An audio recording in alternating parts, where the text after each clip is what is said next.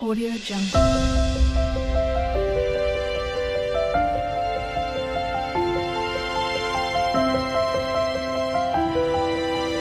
Audio Jungle. Hi friends, welcome to our channel Rajeshwari vlogs.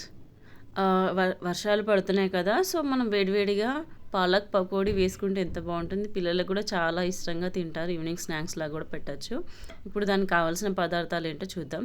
పాలకూర ఒక కట్ట, శనగపిండి, డీప్ ఫ్రైకి సరిపడా ఆయిల్, కట్ చేసుకున్న పచ్చిమిర్చి, టేస్ట్కి సరిపడా సాల్ట్, వాము, కరివేపాకు అండి.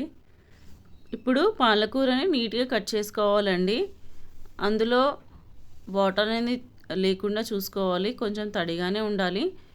అప్పుడే మనకు పాలకూరకు పిండి అనేది మంచిగా పడుతుంది. ఇప్పుడు ఒకదాని తర్వాత ఒకటి వేసుకొని మనం పిండి అనేది కలుపుకుందాము. నేను వీడియోలో చూపిస్తున్న విధంగా కలుపుకోండి. వాము ఒక 1.5 స్పూన్ అంతా వేసుకోవాలి.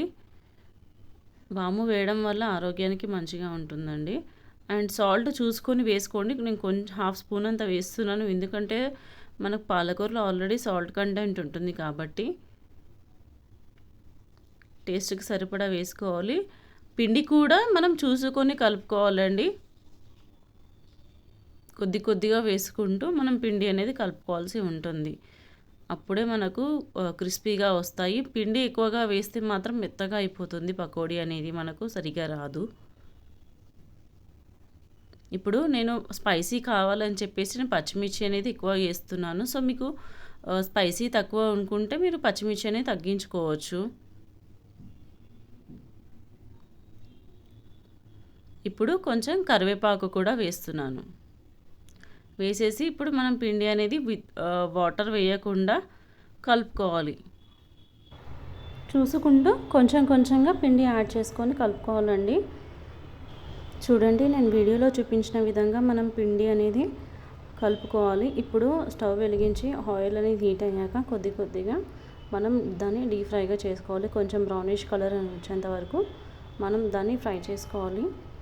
అండ్ ప్లీజ్ నా ఛానల్ని చూస్తున్నట్లయితే ప్లీజ్ లైక్ చేయండి, షేర్ చేయండి, సబ్స్క్రైబ్ చేయండి. పక్కనే ఉన్న బెల్ ఐకాన్ని క్లిక్ చేయడం మర్చిపోకండి.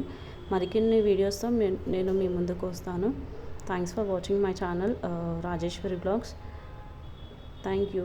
చూడండి, బ్రౌన్ కలర్ వచ్చాక నేను తీసి ప్లేట్ పక్కన పెట్టేసుకున్నాను. సో ఇది మనం టమాటా కెచప్తో కానీ నార్మల్గా కానీ తిన్నా ఈవినింగ్ స్నాక్స్లా చాలా బాగుంటుంది.